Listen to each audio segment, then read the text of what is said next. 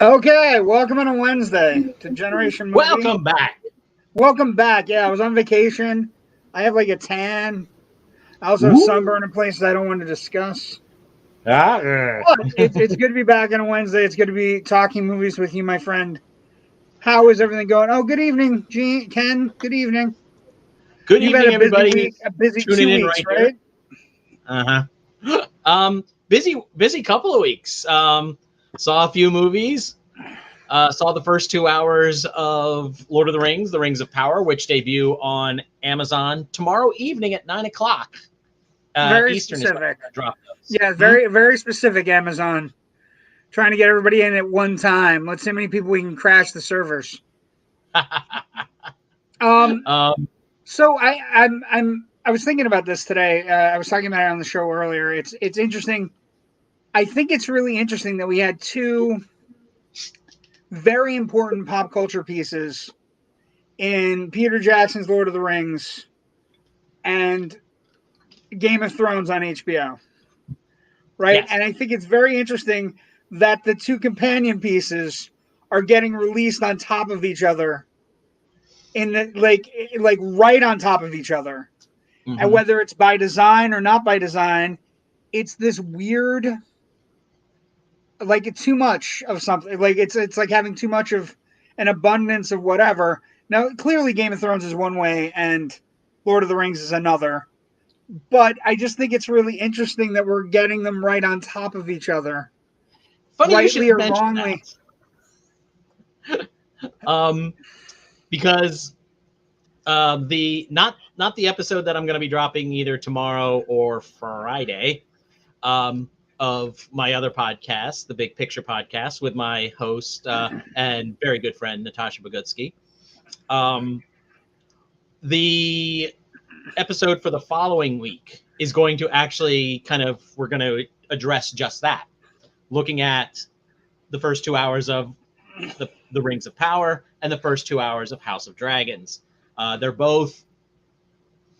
both derived from literary works in similar ways, in that they're explorations of vaguely sketched out histories and backgrounds. Well, and I think what's interesting to me as an observer of pop culture is that there were these literary things that Mm-hmm. that two people, like two people in the case of Game of Thrones and one person in the case of Lord of the Rings, basically got shepherded into these pop culture events. And now, right on the in the at the the end of the summer 2022, their perspective, like I don't want to say sequels, but the perspective follow ups in those worlds are dropping at the exact same moment. Mm-hmm. Now, I would have said to you about 10 years ago that I don't know that it could have supported it, right? That nerd culture can support all of these things dropping at once, but it's a different time now. Everybody consumes differently. Everybody, like HBO is going strictly for we are event television on Sunday nights, Mm-hmm. right? Don't tell your Yep. friends. Don't look at any fucking spoilers. Put your phone down. Come to the television at 9 o'clock, and we're gonna have people getting eaten by crabs or dragons or whatever, and lots of smut and nudity. And then Lord of the Rings, like whatever's gonna happen, however they're gonna release them, I guess first two episodes, and then they'll do it probably like in a Jack Ryan fashion where Yeah. they'll do One the a week first two every Friday. one a week. But it's an interesting thing. Um, in many ways, the geeks have really inherited the earth. You know what I mean? And the idea that we can sit up and look and go, we have these two competing fantasy worlds with two very different uh, methods to their madness, right? Mm-hmm. You know, grand and epic, and then the other one is kind of like down in the fucking dirt. House of Dragons is like it is dirty early. And I'm not just talking about smutty. I'm talking about like it's gritty early. You know what I mean? So Oh, yeah. it's an interesting place. Well, And then you have She-Hulk and they have Andor coming. Like there's all kind like it's never it's like a never-ending stream now. Don't forget, we have Quantum Leap reboot coming in about a month, in less than a month. Yeah, it's a nice place to be. It's always nice having stuff to talk about, and I don't know, mm-hmm. And I think the Quantum Leap stuff is going to have some fun stuff in it. I think the Quantum Leap stuff would do well to incorporate Scott Bakula. So, like, I know they're going to save it, but they need to incorporate him in some way. I don't know any. Have you already seen it? Is that why you're grinning? I have not seen it. I've not seen. I read an early draft of the pilot script, though. It was. I think you have to have him. Oh wait, Joe is here. Hi, Joe. It magically fell into my in basket this weekend. Nice. Good evening, gentlemen. Great to have you back. Great to be back, Joe. Thank you so much. Joe. Hi, Brandy Singleton. Welcome. Hi. Okay, so tonight we get away from some of the nerdy stuff, and we get into a movie that's kind of like let's just get to it. It's a sweet movie. For a movie about a morgue and prostitutes. It's nice. It's a nice movie. It's a nice 80s movie about prostitution and running a giant prostitution ring out of a morgue. Nice prostitution movie, maybe? I don't know. It's Night Shift. There it is. I find that this is one of those interesting 80s movies there's a lot of violence towards women in it. There's also there's a lot of there's kind of a couple of scenes where there's like inherent racism of the time. Mm-hmm. But for the most part, I would say this poster oversells the wackiness and there's way too many streamers. It feels like the movie this poster is selling is far wackier than what we get, and also far sexier and raunchier, I think, than what we get. Yeah, this reminds me a little bit of the Bachelor Party poster, where it's just all over the place, right? And then that movie actually does do what it's supposed to do. But this movie is really great. And it's I think it's like I said, it's one of the nicest goddamn prostitution movies ever. Like I don't know how to explain it any other way. It's got a really sweet heart to it. It undersells its premise. I mean, it doesn't deliver really on its premise. But no. And that's which is weird for her. Oh, that's the other thing. It's a good movie, and I would argue it's a great comedy for 2/3 of its running time. Like it's really funny, and then it's really not funny, and then it's kind of schmaltzy. You know what I mean? And it's mainly known for being Ron Howard's first movie, right? It's first major league movie. First major league movie, right? Because with a major studio. He did something over at Roger Corman, I think, and he did some TV movie stuff first. Yeah, was it Corvette? Was it Corvette Summer? Corvette? No, I don't think it's something like that. It wasn't Corvette Summer? You're thinking of the Mark Hamill movie. Wrong movie. I'm sorry. It is what it is. I'm back from vacation, Rich. I gotta get back into the game. Grand Theft Auto. Did you do Grand Theft Auto? Yeah. That's the one I was thinking of. It's like that. But what I would say is one of the endearing things about the movie is that it's from its casting, it's where it starts, right? So he casts his good friend. He gets Henry Winkler to play Chuck Lumley, which is just about like the word, like he's so antithesis of the Fonz. It's not even close, right? I think that was something Henry Winkler was definitely looking to do. Yeah, because he felt trying trapped. to break out. Yeah, because the Fonz on Happy Days was originally a supporting character. Happy Days was supposed to kind of focus in on Ron Howard's character of Richie Cunningham, and so the first couple of seasons, that's exactly what happened. And then somewhere around the third season, Pop culture zeitgeist. Just started really pulling on, zeroing in on the Fonz. He would make his entrance, and the studio audience would go crazy. Every episode was about the Fonz. Every episode was about the Fonz, or Fonz and his past, like Pinky Tuscadero. There's something that we haven't said on our podcast yet, and I will. The Velocity twin, and Leather Tuscadero, right? Her cousin, right? Ridiculous.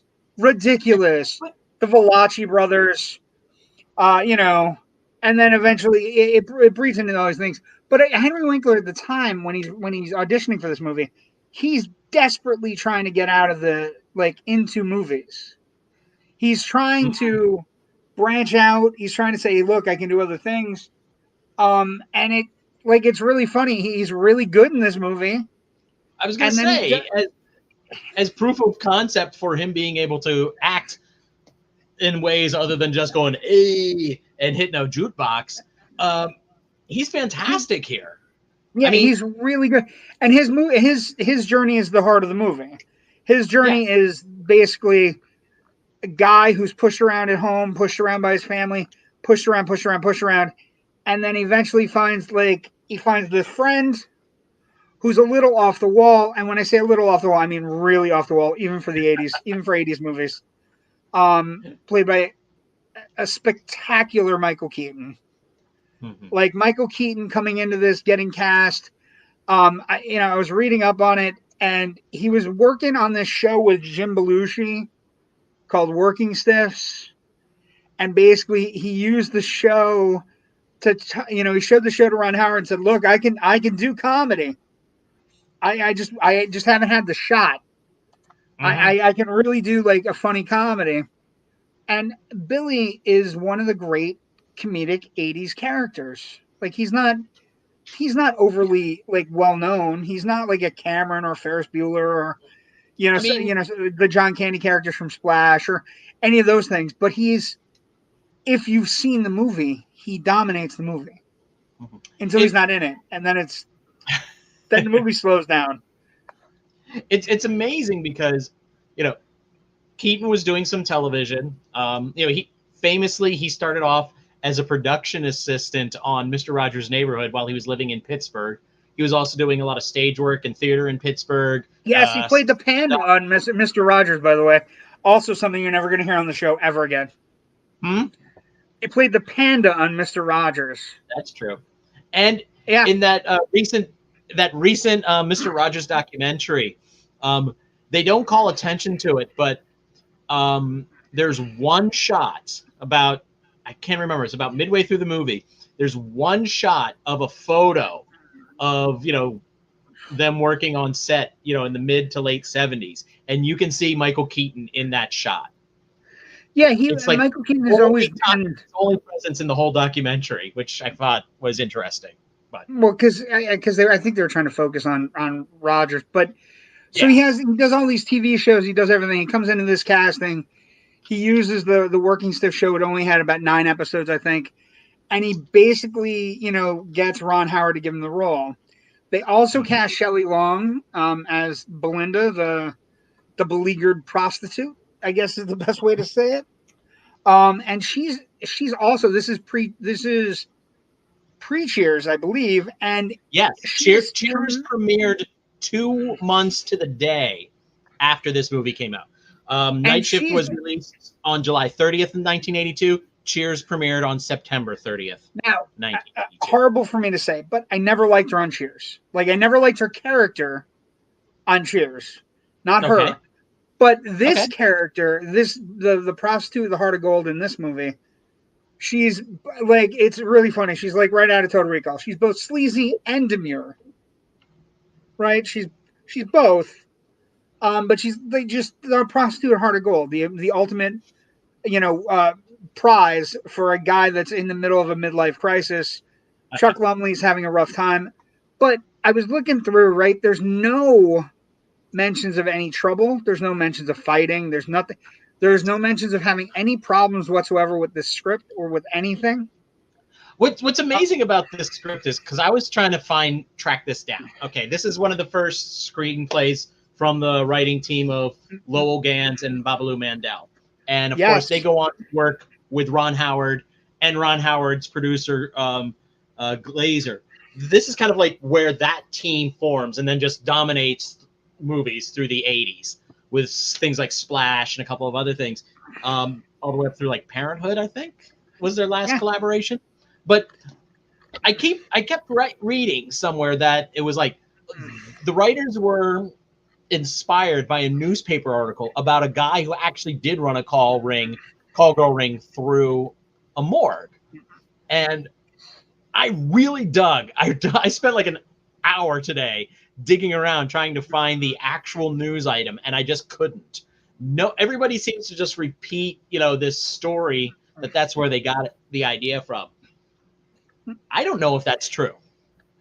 That's my journalist side kind of popping up and going, it's a great story, but there's a lot of great stories in Hollywood that don't have it. But what's interesting?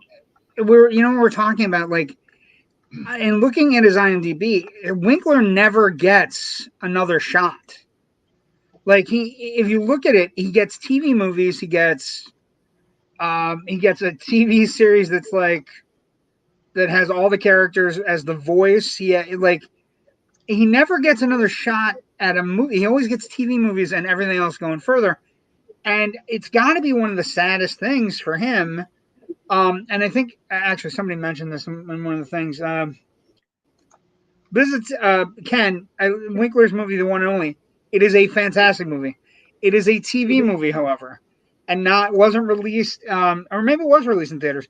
But it's one of those movies that didn't, that never caught on. It's a really great movie, by the way. Just so we're clear, Ken. Have you ever seen The One and Only? No, I have not. Oh, okay. So he plays a down on his luck actor, in the 50s, who basically becomes a wrestler, and he's modeled after Gorgeous George. So he becomes. He does all the things you can make up in your head for wrestling. Like, he does like a version of Ric Flair. He does a version of like the Iron Sheik that's more like a German Kaiser. Like, so he does all these different roles, and he doesn't make it about the athleticism of wrestling. He makes it about it's really a fascinating movie. It's just him basically like telling his wife, like, she's like, you want to be an actor? You want to go to New York? He's like, yes, but this is the greatest role ever. I can play everybody I've ever wanted. And it's a really good movie. But he doesn't get a shot. He doesn't, like, even with how good he is in Night Shift, with no problems, and he transitions, no chance. Which I think is one of the weird things. But like I said, there's no fighting on the set, Rich. I usually like a little fighting on my set, or sharks that don't work. While we're still talking about the production, the casting, and everything, Ken brings up a good point I see here in the comments. That Drew Barrymore's mother, Jade Barrymore, is plays one of the prostitutes in this movie.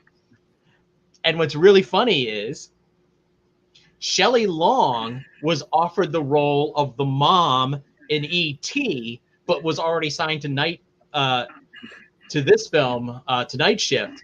So then so she lost out. So that's a weird confluence of events around 1982.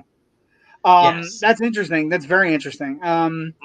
So I mean, but it's a fascinating discovery how these three actors kind of just walked in and they were able to get them very cheaply, very like kind of just. And it's just weird, and like no fighting about the script, no fighting about the production. Like, there's very little talk about the production. There are some slight casting things where you look at, Richard Belzer's in it way before, as a pimp, an evil pimp. Clint Howard makes one of the first of many appearances in a Ron Howard movie in this movie. Kevin Costner's in it as a young frat boy. Frat boy leading a conga line. Yes. So if you're not sure exactly where he is, look for the conga line. He is there. The great Pat Corley is in this, who you'll probably remember as the bartender on Murphy Brown in the 90s. Vincent Schiavelli is in it. Love Vincent Schiavelli. He has a sandwich sequence in this movie that is so funny. He's a sandwich delivery guy, and it's riotous. But like I said, it's really weird. There's no, all that's talked about is how people kind of fell into the roles. You know, Ron Howard said, "I'm making this movie." Henry Winkler's like, "I'd love to audition for you." It works out, right?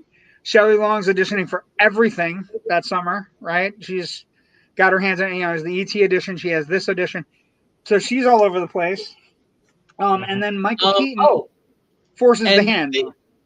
The lawyer, Drollhauser, played by Basil Hoffman, he's one of those great character actors where you see his face and you're just like, I know that guy from somewhere. And yeah, this guy has like 130 some acting credits. You've seen him all over the place in things like Ordinary People, The Artist, My Favorite Year, All the President's Men, MASH, Barney Miller, Columbo, Kojak. He was all over television. Yeah, that's the great thing about this movie. There are a lot of so it does take place in New York, and the New York that they shot, again, another interesting side note, the New York they shoot is wonderfully. He also had a sitcom premiering in the fall of 1982, which unfortunately, unlike Cheers, lasted one season. He was Principal Dingleman on Square Pegs, which was created by Saturday Night Live's Ann Beats and starred Sarah Jessica Parker. Right. But it's an amazing thing. They actually get to shoot New York as it was. Like, this is a great movie if you ever want to talk about how New York looks and is today versus what New York looked like in the 80s. This is a great movie to kind of piece together Times Square in the 80s. And like I said, until everything happened. So we had, then it just kind of ended.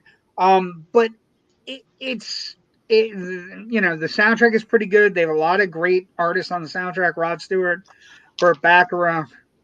They're able to draw everybody in. I want to talk for a minute about some of the music on the soundtrack here, actually, because there's some good bands with some good songs, like Rod Stewart. That's what Friends Are For. Rod Stewart, That's What Friends Are For, is really good. It's a really good version of that song. It's not until it gets re-recorded a couple of years later that it becomes the hit that it is. The Marshall Crenshaw song is great. Somewhere, Somewhere. I love that tune. Talk Talk, great tune. There's also some great bands on here that have some really crappy songs. The Quarter Flash song, which is our title track, Night Shift, is not a great tune, I don't think. No. The Heaven 17 is terrible. It's a very 80s soundtrack. Yeah, the Al Jarreau song is not that great. The name of the movie is in one of the songs. You know what I mean? Like, it is a very 80s soundtrack. Oh yeah, and I like that it kind of goes from, kind of like a more new wave band like Talk to somebody who's pure pop like Burt Bacharach to jazz like Al Jarreau. It's a very wide sweeping soundtrack. It's just, I think half the songs are not those artists' best works. And that's another interesting side note on it. It's one of those movies where the soundtrack is there and you can hear the music, but it's not overpowering, and it's not, except for the Baccarat song, except for That's What Friends Are For, right? Because that kind of movie, that song takes over last third of the movie almost, where it just becomes it becomes part of the soundtrack. It becomes the theme. It becomes the score. It becomes part of the score. So it is one of those things. And it is pleasant. You know what I mean? It's a pleasant soundtrack. But so Movie comes out, they produce it, they release it on July 30th, July 28th, I should say. Sorry. Really? Is it July 28th? Hold on, I got to look at my numbers page. The most coolest page we have. July 30th, 1982, okay. Wide release. Yeah. The only video release they have on the numbers thing is June 15th, 2006. That can't be right. No. But anyway, July 30th. Yeah. And all this hard work, this really funny script, this kind of like, and that's the other thing, a very schmaltzy script. I'm not going to get away from it. There are funny parts in the script, but it very much becomes a middle-aged, I'm stuck in a rut film that I need to get out of. And he's broken out of the rut by Belinda, this gold-hearted prostitute, who's a very nice lady, but happens to be a woman of the night, and by his partner, Billy BLAZEJOWSKI, who is just, he is just a force of nature. Michael Keaton in this movie is, like, I think the interesting thing, and we'll talk about it in Legacy, but there are bits of Billy in a lot of Michael Keaton roles. There are bits of Billy in, like, say, Bruce Wayne, or in, say, you know, like in any of the movies he's done, where you look at them and you go, Birdman, or his Oscar stuff, and like any of his Oscar nominated stuff. There are bits and pieces, ever so slightly, of when he loses it the same way. But let's talk about this. So we did that one. That one's next. It does well. Doesn't do great. Isn't one of the biggest hits of the year. Mm-hmm. But for a movie about a morgue call girl ring, it grosses $21 million. Adjusted. And for something that's running in at the end of the summer, when E.T. and some of the other big hits are still in theaters, dominating. Still like in the top half of the box office. Yeah, top 5 absolutely crushing. Yeah. Yeah. They're just steamrollering through the whole season. That this movie still manages to, definitely earn its money back is great. Yeah, you got a nice existence, is the way I would say it. Because it grosses $21 million. And the adjusted inflation domestic box office would be 65 now. So you're looking at a movie like coming out late in the summer, something like Bullet Train this summer would be a perfect kind of like same kind of gross, same kind of thing, comedy, right? Slappy stick kind of thing. But yeah, very similar, and just it doesn't stay around for long. It only lasts about 8 weeks in theaters, right? 8 or 9 weeks in theaters, and it kind of it drifts away, but it makes its money, and it certainly does very well with regards to paying for its entire budget, right? Budget I saw somewhere around, what is it, $6 million? $6 million, I think, was the budget, which again, with all the talent involved, is pretty damn good. And I can't, and you and I talk about it all the time, but I can't even fathom releasing this movie in the summer of '82 when everything's kind of just banging around at the box office, just kind of like hitting into things and just knocking things over, and just because it was a mess, it was brutal. But it found its niche. It grossed almost $3 million its opening weekend, which at that time was huge, right, for a little movie. And I think it's well deserved. Like, it has a nice, it's pleasant. Like, I think that's the thing I take away from this movie is, for all its grit and how gritty Times Square is, and how gritty the subject matter could have been. Because again, there's probably a serious movie here with a guy running the morgue, taking over a call girl ring. I'm sure you could make like a Breaking Bad kind of thing, right? Oh, there's definitely a darker version of this, but there's also a a version that swings that pendulum way back much more closer towards Porky's. This is somewhere in the middle there, kind of a little bit towards the silly and the raunch. There's not a like lot of said, nudity. There's not, and like there's not. Yeah, there's, and like I said, it has a very pleasant atmosphere to it. Mm-hmm. As you would imagine a Ron Howard film to be, right? Like it's got a very Ron Howard feel to it without it being too overtly gratuitous. Yes. Let's see, we got some comments.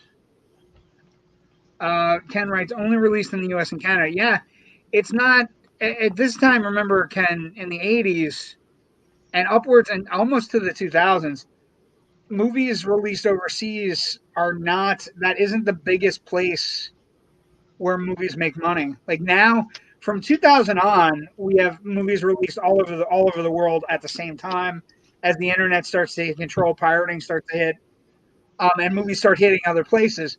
I would also argue, Ken, as an interesting point and a side point to what you said, only released in the US and Canada, I would say that movies have become one of the few exports we have that the entire world consumes.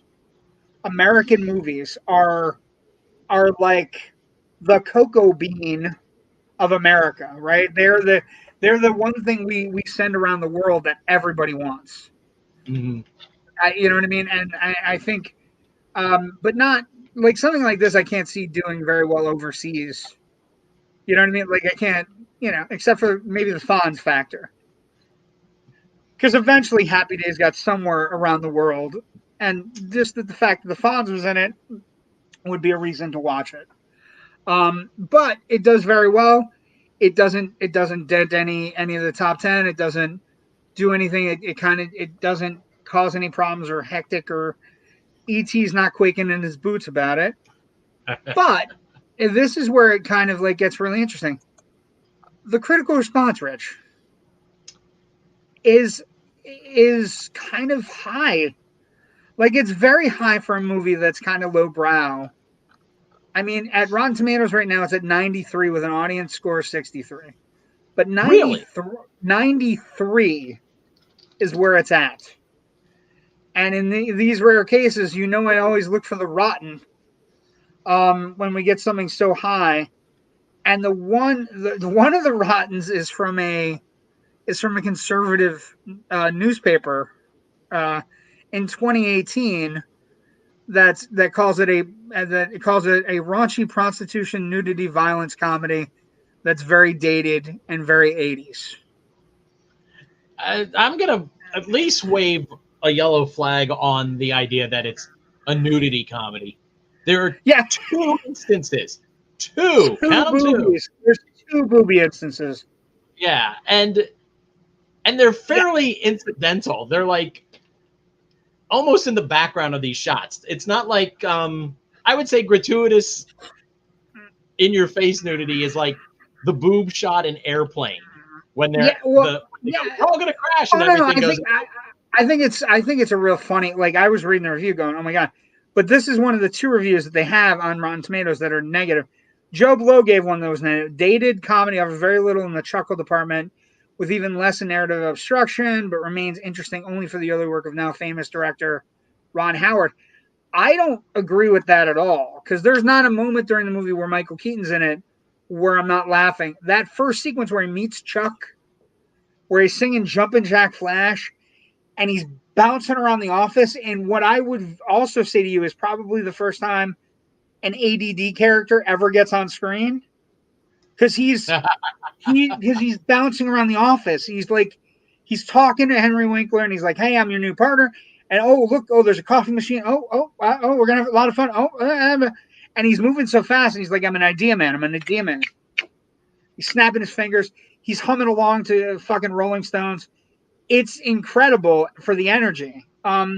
But the reviews are good. 93 on Rotten Tomatoes. I was shocked. Although I will say Gene Siskel ripped it.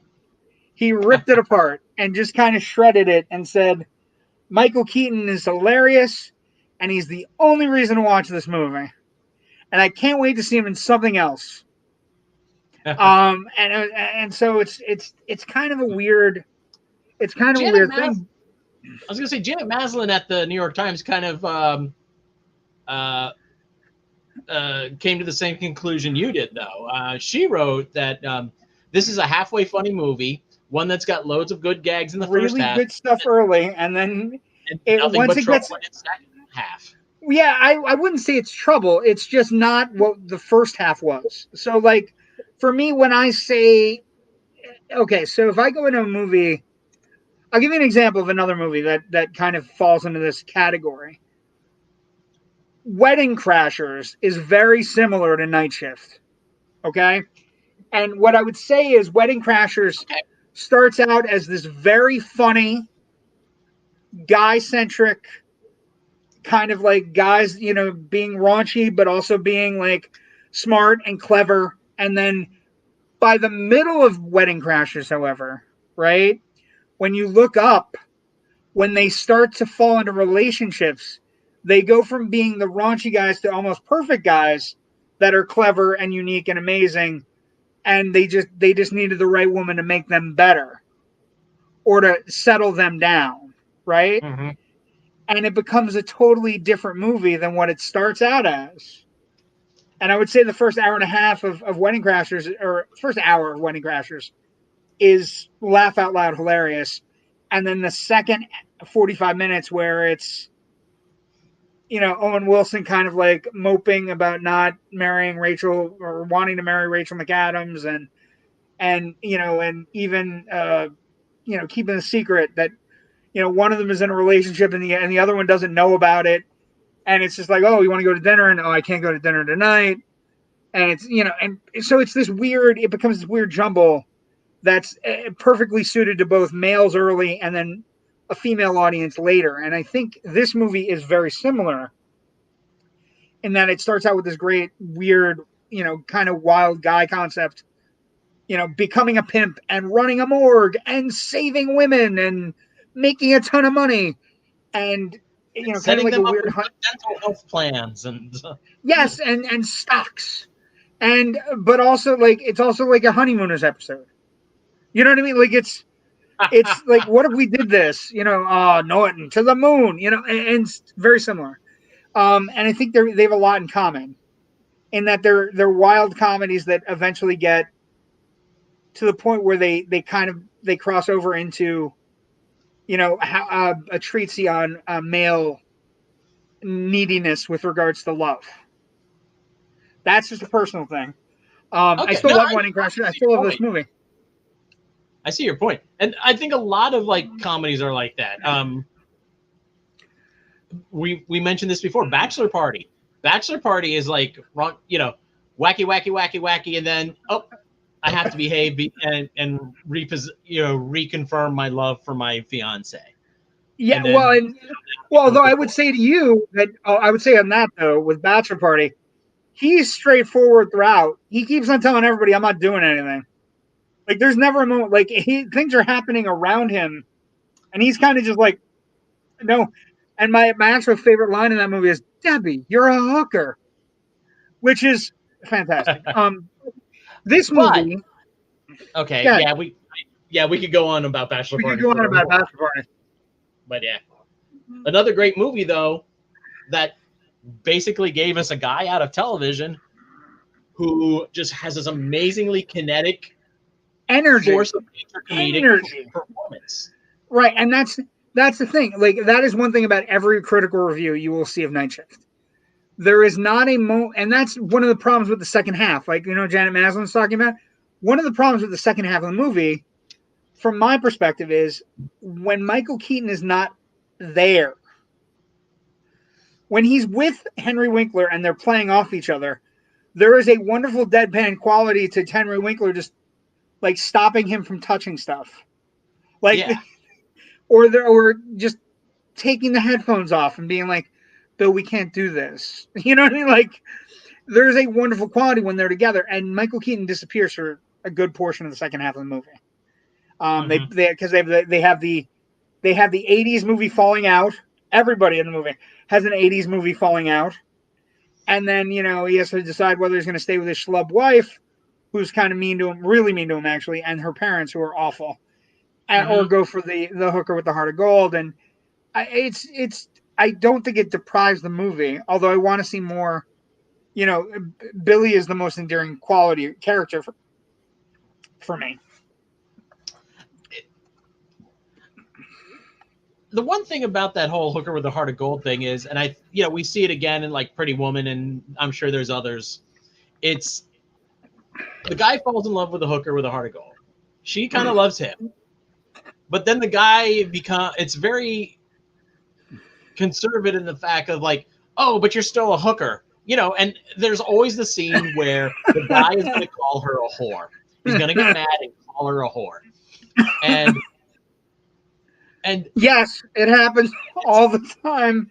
Oh my God. It's and they're horrible scenes. They're never good. Yeah. Like they're never good because it's because the audience is sitting there going, well, you knew what you signed up for. Mm-hmm. And also, it's hypocritical because, we're still pre big AIDS awareness 80s. So there's, a lot of people who are still kind of like very much about open relationships or just screwing around, which is, I have no moral judgment on it. Especially if you've seen me during my college years. But this is a good wait. This is a good comment. Hold on. Okay. If I'm going to choose a hooker movie, Risky Business. Ooh. Good point, Ken. But realize Risky Business doesn't exist without this movie first. Yep. We're going to get to Legacy in a moment, and that's a perfect opportunity for us to jump to Legacy. Yeah, let's because do it. Yeah, this is Ken has given us the opportunity. Wait, I'm having trouble. Hold on. God, back to work.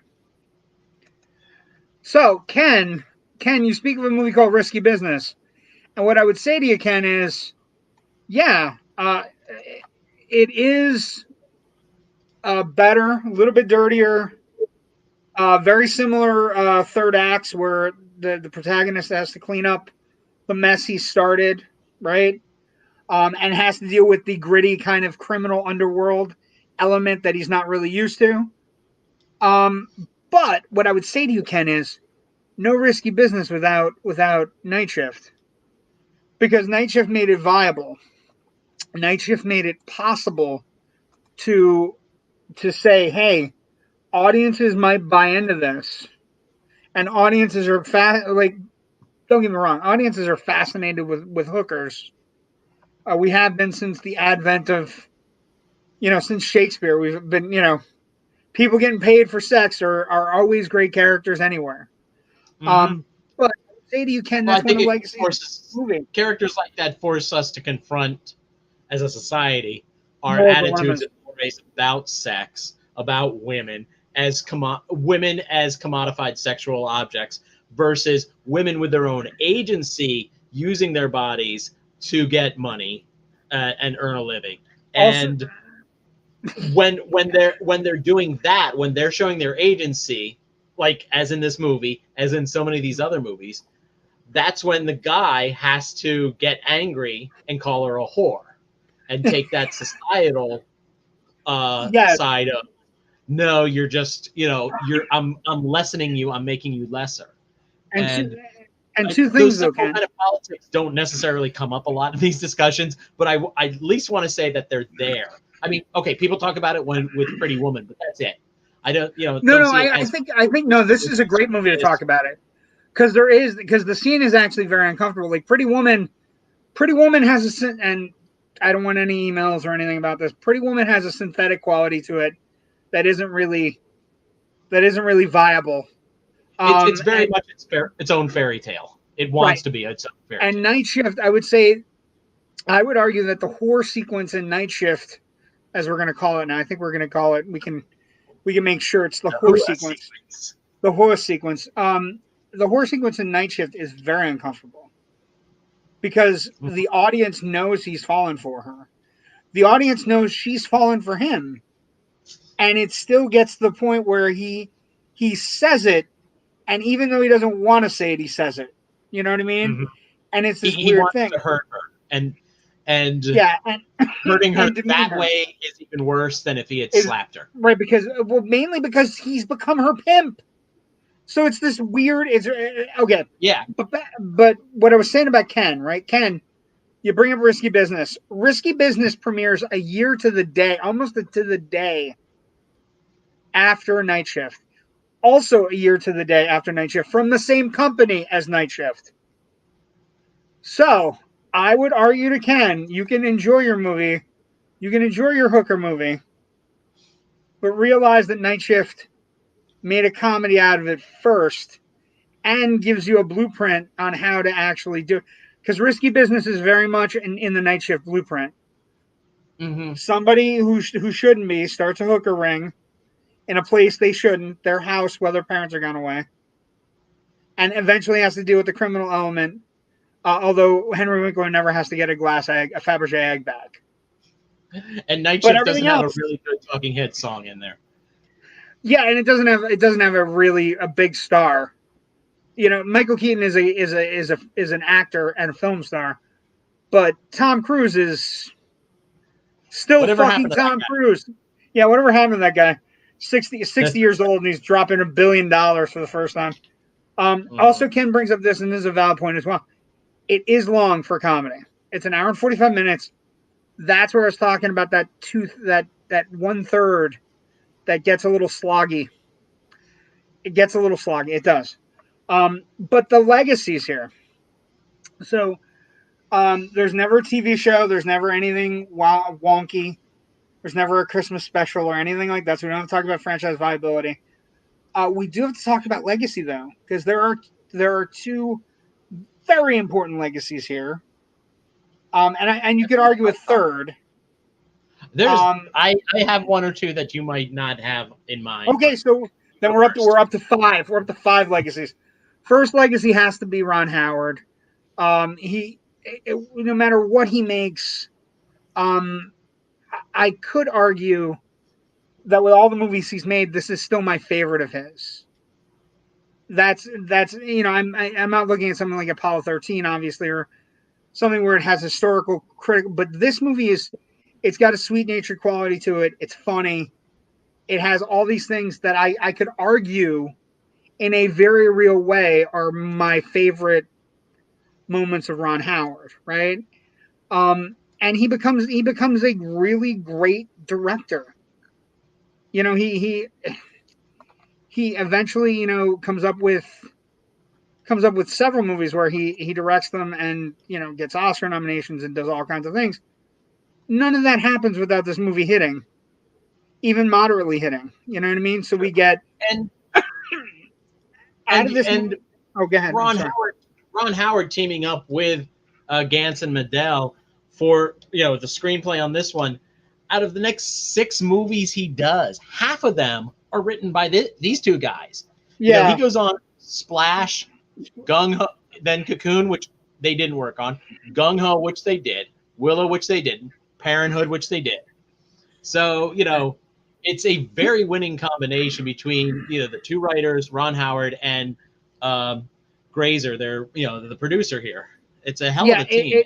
It dominated the 80s. It's a very big legacy, and they first start here.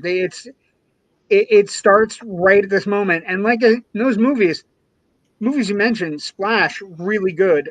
Oh, I would argue underrated. It's got a really great. It has a rewatch quality that I was one of those HBO movies for me that I watched consistently when I was a kid. And then you get into Parenthood, Willow, Backdraft, Far and Away, Paper, Apollo 13, Ransom, at TV, The Missing, Cinderella Man, How the Grinch Stole Christmas, A Beautiful Mind, the Da Vinci Codes, which are awful. But Frost Nixon, he's made some really good and important films, and none of them get made if he doesn't get out of New York. You know what I mean? If he doesn't get out of this movie and the movie doesn't do well. The other legacy I would say is Michael Keaton. Because like I was saying earlier, Michael Keaton is sprinkled. This character of Billy BLAZEJOWSKI is sprinkled throughout. I dare you to watch this movie and then watch Batman and not see it.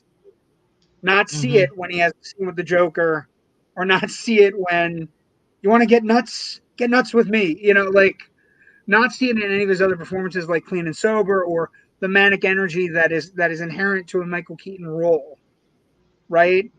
And I think this movie is There's the a movie direct where line from this to Beetlejuice to Batman. there is. And Beetlejuice is actually the one where you look at it and you go, that energy it's virtually the same.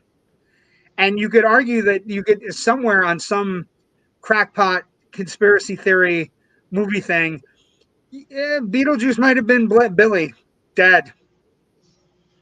You could start that whole crazy thing. What if they were the same person? And what if, all this other stuff? But what are yours? What do you bring into the table? Well, I'm looking at Michael Keaton's entrance in this film. He bops into the office with a Walkman headphone on, singing along to a song, singing along badly, and being all manic. And you can't take your eyes off him when he shows up. It's like, holy shit, who is this guy?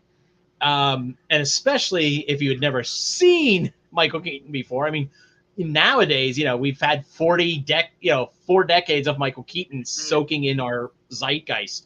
So it's like, oh, wow, cool, young baby Michael Keaton. But for the time, it was like this atomic blast of a revelation. So much so that, and probably also because Walkmen were just ubiquitous at the time. How many comedic heroes are introduced wearing Walkmen and singing along? I mean, just a few months later, you have Eddie Murphy doing it in 48 Hours. I'm trying to think. I know I've seen it. Oh no! Wait! This is good. Wait, I can do this. Marty McFly is introduced to the headphones. You're right. This is a great point. So the overwhelming legacy, and that's an interesting thing. The overwhelming legacy of the entrances of comedic characters, kind of like in a Shakespearean way, like a bottom entering the stage, is kind of defined by this movie. That's a really great point. I like the Shakespeare reference, my friend. That's really cool too. Well, because Shakespeare, like when Shakespeare would do plays, people had entrances, and they would have the comic actors coming on one side, the dramatic actors coming on the other, right? And so when he had plays that had both of them, they weren't mixed. And so I think that's a really interesting thing. He becomes like who else? Well, I'll give you an example. Like we talked about Fast Times at Ridgemont High. Spicoli his entrance is very similar. You talk about like Ferris Bueller. Ferris Bueller's entrance is similar to music. The I Dream of Jeannie chant, where he shows exactly who he is. I Dream of Jeannie song, not dance, I should say, not chant. Yeah. That sounds weird. But you're right. There's a very distinct music being tied to a certain character, being tied to the character kind of dropping into an area. Uncle Buck. I wonder if the through line there is music equating the character, rock and roll, that kind of energy, and the fact that Walkmans made music portable for people. I mean, we're not talking like little shitty transistor radios. These were like a whole different thing where you could make mixtapes. You could sing along. You could sing along. And that's the other thing is you're at home, but you're walking down the street and no one else wants to hear you, singing Electric Avenue by Oh yeah, well, and for Eddie Murphy in 48 Hours, which may or may not be coming up on this show later in the year, I don't know. That's what we call it's a red herring. It's a spoiler maybe. But Eddie Murphy comes on the screen to a Roxanne, right? Mm-hmm. And you're right. It's a through line throughout the 80s. Maybe that's something you and I have to really work on. We might have to actually work on the Billy BLAZEJOWSKI comedic entrance, 80s comedic entrance chart. It's a book. It's a whole book called Walkman Heroes. The Walkman Heroes. I like Walkman Heroes. I would call it the Grand Entrance. Ooh. The Grand Entrance, a history of the 1980s Walkman hero in movies. But that's exactly what the show's about. Is like finding wonderfully little quirky things where you see something one way, I see something one way, and then we dole it out to people, and maybe they start. Tell you what, anybody who's watching the show tonight, or if you're listening to the show, if you listen to the show on a regular basis, hit the Indie Escape Network stuff with any Walkman related or any kind of cool anti-hero guys jumping into the fray, right? You could take it all the way to the 90s. Like, think about, I was just thinking, like, I was trying to think of different things, but when 10 Things I Hate About You, Heath Ledger comes into, he's singing or something or dancing. When he comes into that, Flashdance, there's a sequence where they're dancing and where he's teaching his friend to dance. He has the Walkman with the second headphones. Footloose, you mean, not Flashdance. Footloose, yeah, I'm sorry, Footloose. Footloose, perfect. But although it doesn't happen in the pilot, there's at least 2 or 3 times in Moonlighting where Bruce Willis is bopping around with a Walkman on. In fact, in the pilot, he's one of the ultimate comedic television characters. So it's in the pilot for Moonlighting. I feel like this is a book. You and I. In the pilot for Moonlighting, there is the murderer is wearing a pair of headphones. Well, that's a whole different book. The serial killer ways are. What was your other legacy for this? What was your other legacy? That was pretty much it, actually. No, but you're right. The idea of the comedic character kind of coming in and swooping in and being introduced in grand fashion, right? Not necessarily Walkman related, but just in grand fashion to our protagonist. Like, this is the person that's going to get you through high school, or running a call girl ring out of the morgue, or your terrible teenage life while your parents are dealing with death in another city, or you know what I mean. The idea that they make these grand entrances, these super comedic characters, they make these grand, amazing entrances, and this movie is one of the first movies that has it. You know what I mean? It's akin. You know what it is akin to? Shakespeare, but the other thing it's akin to is Marx Brothers, where they kind of come in with everything. Like when Harpo is introduced, he's introduced in, I'm here to save you from boredom. The Coconuts, one of their first films, The Coconuts. How does Groucho come in? To a song called "Hooray for Captain Spaulding." It's a song all about how wonderful this guy is, and he shows up and he just starts cracking wise and everything. That's exactly. Yeah, I like that. Oh, Ken McKernan has it. Ready? Okay. Guardians of the Galaxy. Ken, you may be our spirit baby. Ken might be our spirit baby. Ken, actually, I'm very appreciative of Ken. Ken was in, I did Loud and Nerdy earlier tonight, and I did an immediate poll after the show tonight, and Ken was kicking around in the poll thing, and I said, Ken, the polls are there so you can put your stuff into them. And he's like, because he put something in the comments, I'm like, put it in the poll. People will vote for shit. It's amazing. You're part of it. And you know what the question was, Rich? This is, again, we're not going to, not to get off the topic of Night Shift, because Night Shift deserves our attention and energy. The poll for next week on Loud and Nerdy is, what prop would you pay $1 million for? Because as you know today, Rich, I maybe you don't know, but somebody bought the blaster today that killed Greedo. And I don't care. He fired first. I like that he fired first. It was one of the reasons I liked him as a character, that he fired first. But somebody bought it for $1 million. If money is no object. Well, that's what I mean. You can't be your last million, right? It's got to be $1 million. And $1 million of FU money. Well, it's already up to. There's a ton of things on the poll already. But I'm gonna give you some. What would you buy? What's your one? Oh God, I have 3 that spring to mind. Do you want? Can I try to guess yours? Can I try to guess one of yours? Is one of yours the Maltese Falcon? Okay, let me get another one. That's my third now. Perfect. Mhm. I'm heartbroken that there are no really iconic props from The Thin Man, which is one of my all-time favorite movies. Yeah, Um, I saw that you were making comments. It was on TCM the other night. yeah. But yeah, the Thin Man I'm, doesn't really have them. no, it doesn't have a iconic prop. I was thinking of The like Maltese I put Falcon actually has been put up for auction, and I think it went for $4 million. So your $1 million wouldn't even buy me the Maltese Falcon. Um, I was just going on this. I was saying let's the theory behind the poll is let's say they're a great prop and let's say they cost $1 million. And so okay. I put the ones I put on. I added Hands Blaster because it's real.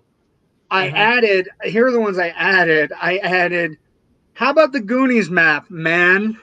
Give me a Oh, Goonies map for my wall with the music on the back. Right? I thought that was reasonable. or Um, alternatively, the Time Bandits map. Time Bandits map would be fantastic. That's a great map. Yeah. Actually, Somebody used to while we're make there, let's replicas say of we that. can get Can't two. get Let's say we can get both those maps for $1 million. them. Okay, cool. Famous Done. maps. Okay. Here's the other ones that. The other one I put up was Flux Capacitor because you need time travel, right? Yeah. It's a cool Mine is prop. similar to the flux capacitor in the oscillation overthruster from Buckaroo Banzai. Buckaroo Bonds. I'm okay. I said Maltese Okay. Falcon because I didn't want to ruin your Buckaroo Banzai high.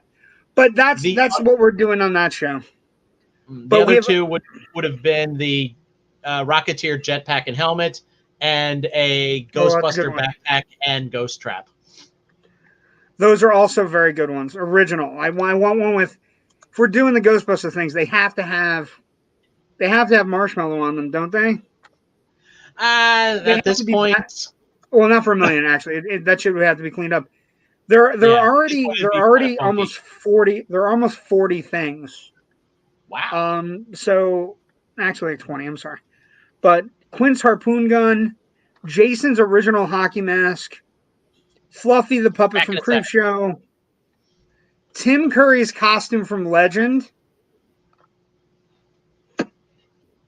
Rich, where'd you go? I said I'd be back in a second. If anybody wants to spend $1 million for one of the radioactive isotopes from Shorty Yeworth's film The 4D Man, I will gladly take your $1 million. What else? I Let's paid see. $35 for it, but I'll take your $1 Some million for it gladly. Tim Curry's costume from Legend is a good one. Bruce, Ooh. Bruce the Shark. Somebody put up Howard the Duck costume. They can go fuck themselves.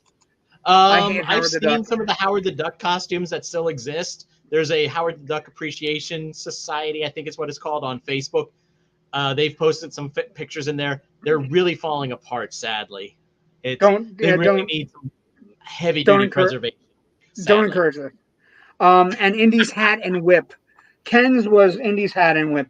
Oh, Joe has one. 66 Batmobile. I don't know if you can get that for $1 million though. If it's an original 66 Batmobile, I feel like that'd be more. Wouldn't that be more than $1 million? You think? I don't know. I don't know. But finishing I up. just need something jet propelled to get to work on time.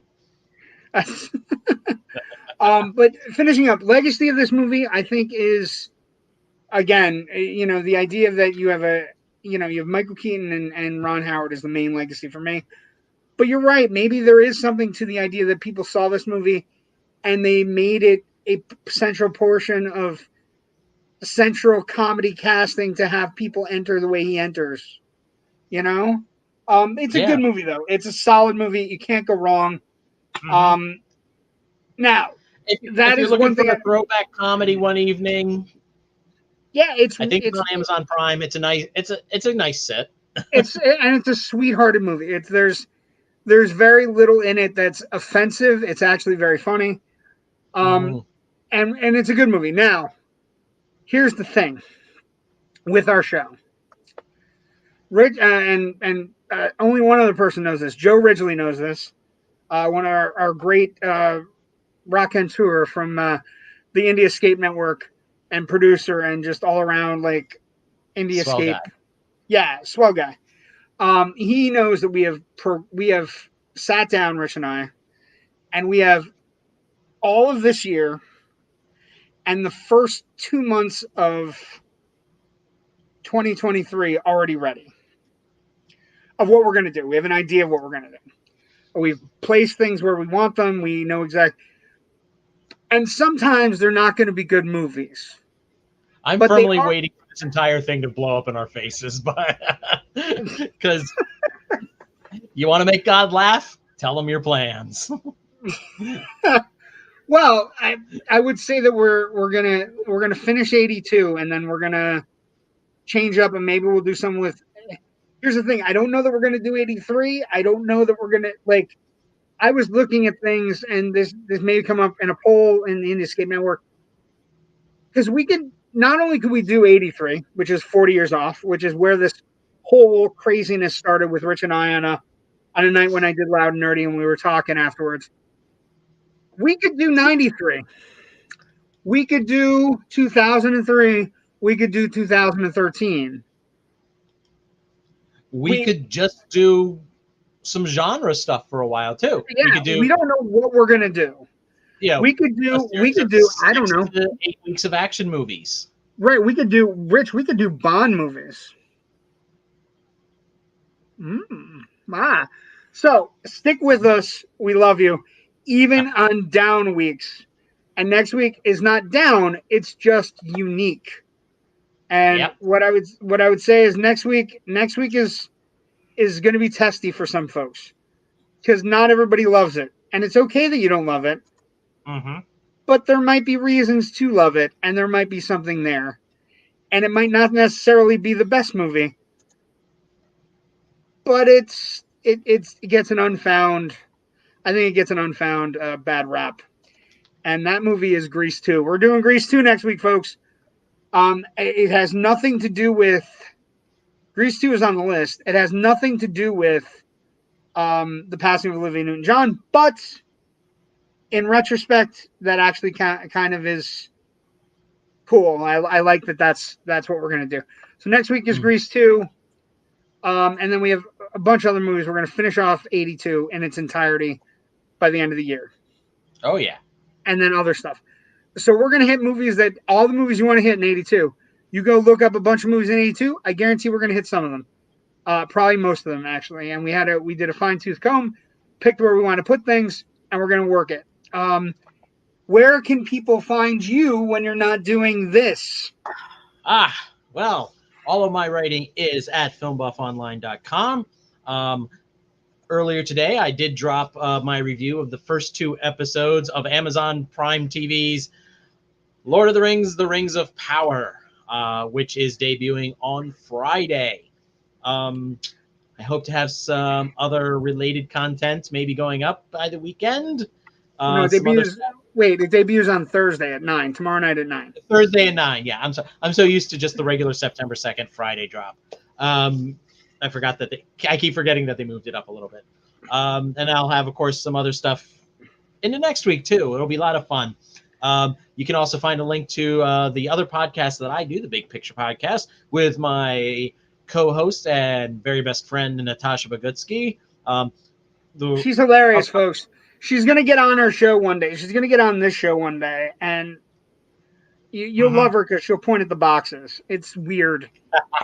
We'll have the upcoming episode, which should drop hopefully in the next 48 hours, if I get off my ass and get it finished, is a retro review of Dead Poets Society. Oh, nice. Yes. Excellent. Which also features into our back to school theme for next week with Grease 2. Yes, we're back to school. Although Florida back to school is like mid-August. Yeah. And this is exactly right. Yes, Ken, it's a horrible, bad movie, sure, that you kind of have to watch. You can't look away, really. And actually, there are some really good, important legacies to this movie, including the best Catwoman ever. So, and I dare say there's some good songs in it. There's really good music in it. Mm-hmm. Cool Rider is a good song. So I don't know. We're gonna get there. We'll get there. We'll get there. People can find me online at on Twitter, JW the Movie Guy, Instagram, JW the Movie Guy, Facebook, the JW the Movie Guy, or it might be the PA Movie Guy. Doesn't matter. It's somewhere around JW and the Movie Guy, because we're getting into whatever. You can also check out Loud and Nerdy, the group, and you can also check out everything on the Indie Escape Network. No Brandon Brooks. Brandon Brooks is our big guy that we talk about every week on Friday. No Brandon this week because he's working on a big show for next Friday. But the network is great. You got CJ on Mondays. I joined CJ on this Monday night when I got back from my trip, and he had a really great guy doing 70s horror films. I jumped in and helped, and he was fantastic. CJ is amazing. You got Gabe on Tuesdays. You got us on Wednesdays, and you got the amazing Brandon Brooks on Fridays doing IOU. The network is growing leaps and bounds. We're going to work on different things. We have a lot of cool things working. So stick with us. Thank you for joining us tonight. We'll see everybody next week for Grease 2. And enjoy your Labor Day, folks. Enjoy Labor Day. Is it Memorial? Labor Day. It's Labor Day. I always get that confused. I'm only 53. Yeah. I only get that confused. Good night, Ken. Good night, everybody. Thank you for joining us. Have a great night. Bye.